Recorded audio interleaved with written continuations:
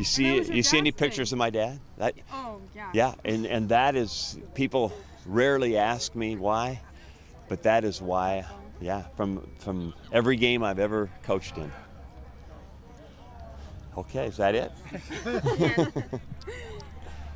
Well, today, first interaction, how did it go? Oh yeah, I thought it was pretty smooth. We finished early, and so we clicked off the plays pretty good, and I thought they worked together well.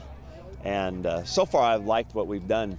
You know, that you go interaction, and everybody does it. We've done it forever, and might do it again. But where you go interaction on that first day, they're all pumped up, and they don't have pads on, and they're running all over each other. Maybe take a little bit better care of them.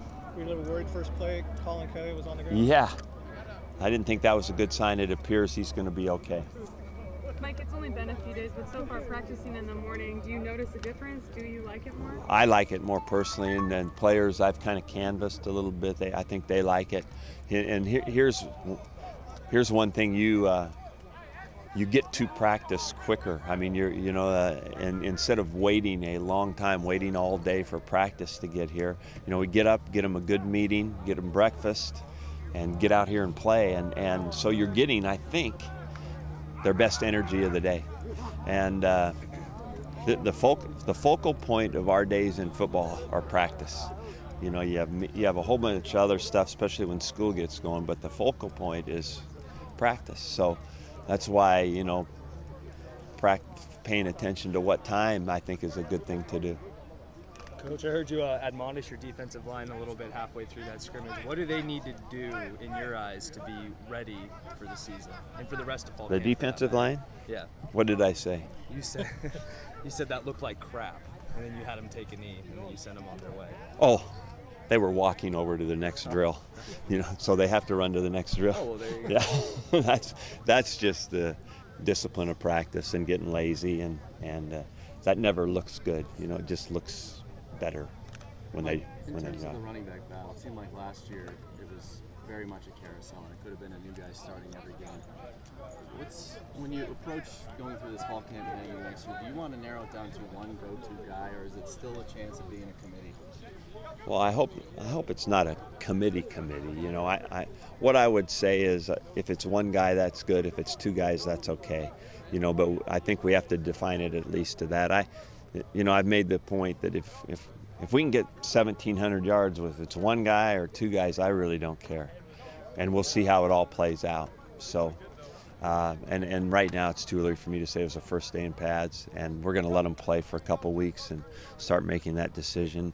But what will probably also happen is somebody, maybe the same guy, will be a third down back, and so there's room for a couple of starters, a couple rotators, but at the same time, yes, we would like to define this pretty fast, but to me, I'm not looking for one or two or not one or the other. We'll just see.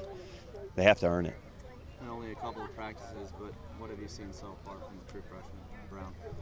Oh, I like him. There's no doubt he is I guess the thing I'd say after just watching him with us for a bit is he's a very smooth athlete. And I will say one more thing. He seems to have a good football IQ.